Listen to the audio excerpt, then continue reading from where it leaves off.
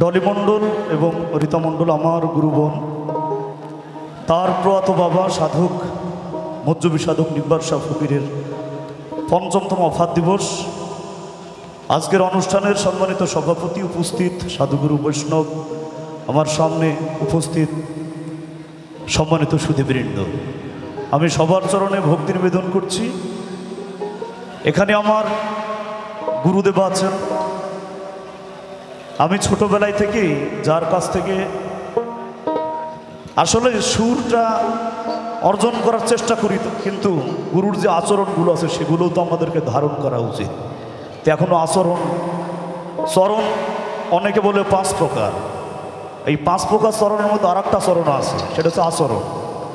তা আমাদের আচরণ এখনও ধারণ করতে পারেনি। আমার গুরুর আমি দেখছি ছোটোবেলায় থেকে আমার গুরু আচরণটা, সে আচরণ যদি ধারণ করতে পারবো, সেদিন মনে হবে যে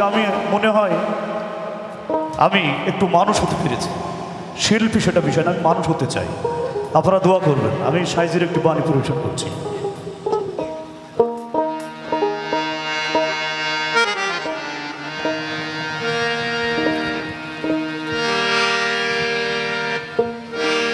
আমার বাণীর মধ্যে যদি ত্রুটি হয় সবাই ক্ষমা সুন্দর দৃষ্টিতে দেখবেন।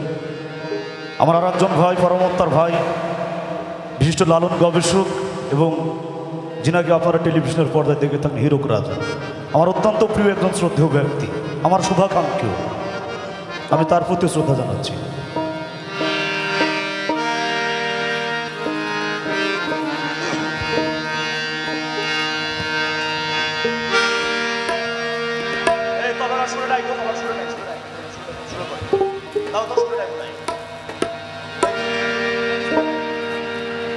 ভাবে গাবো।